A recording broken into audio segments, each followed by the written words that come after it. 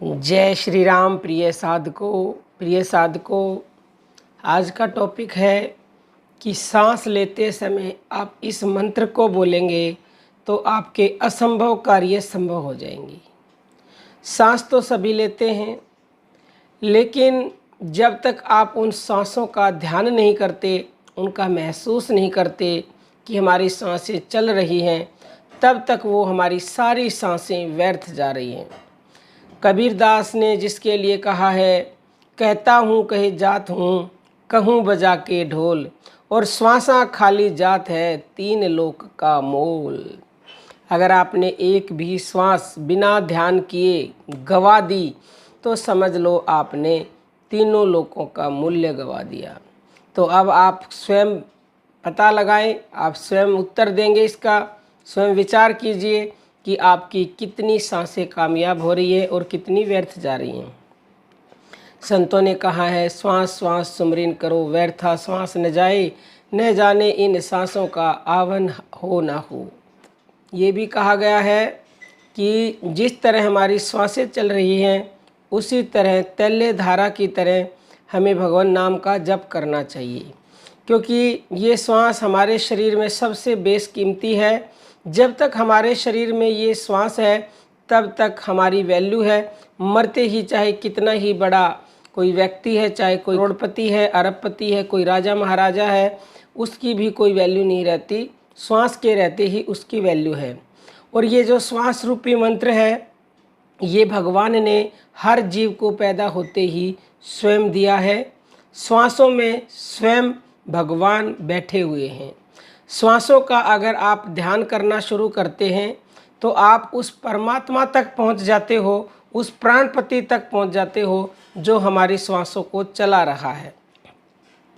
तो अब आपको क्या करना है, प्रतिदिन अगर आप चाहते हैं असंभव संभव हो जाए तो प्रतिदिन 24 मिनट ही क्यों, क्योंकि संतों ने कहा है, एक घड़ी आधी घड़ी और आधी ते पुनियाद, और तुलसी चर्चा राम की कटे कोटि अपराध।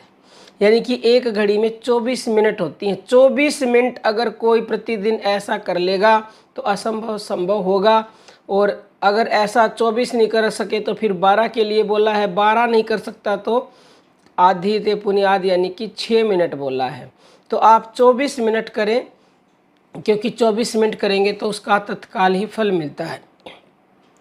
दिन में 2 बार कर लें, प्रातःकाल और सायकाल तो अति उत्तम है, अन्यथा एक बार तो अवश्य ही करें।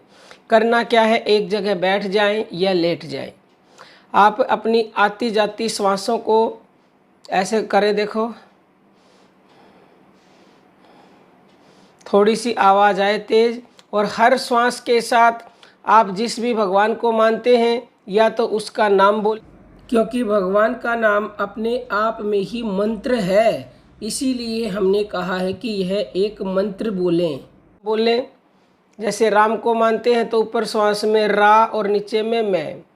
ऐसे ही अगर आप और किसी भगवान को मानते हैं तो उस भगवान का नाम बोलें, या फिर आप सो और हंग बोलें, जो कि सर्वोत्तम है क्योंकि ये प्राकृतिक है।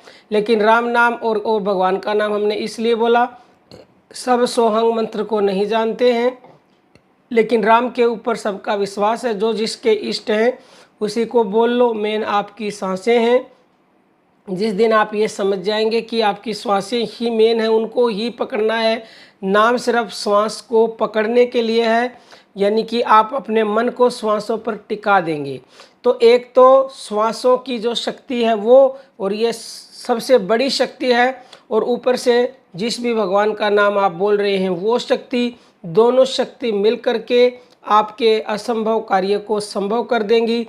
आपको पहले दिन से ही इसका परिणाम मिलेगा।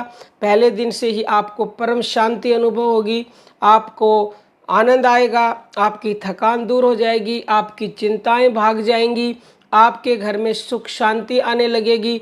आपके जो बहुत दिनों से कार्य अटके हुए थे वो बनने लगेंगे। कहीं ना कहीं से कोई आपको संकेत मिलने लगेगा, क्योंकि प्रिय भक्तों, दुनिया में भगवान नाम से बढ़कर कुछ भी नहीं है, और वो भी आप श्वासों के साथ अगर नाम जप कर रहे हो तो इससे उत्तम कुछ भी नहीं है। हम अपनी वाणी को विराम देते हैं। जय श्री राम प्रिय भक्तों।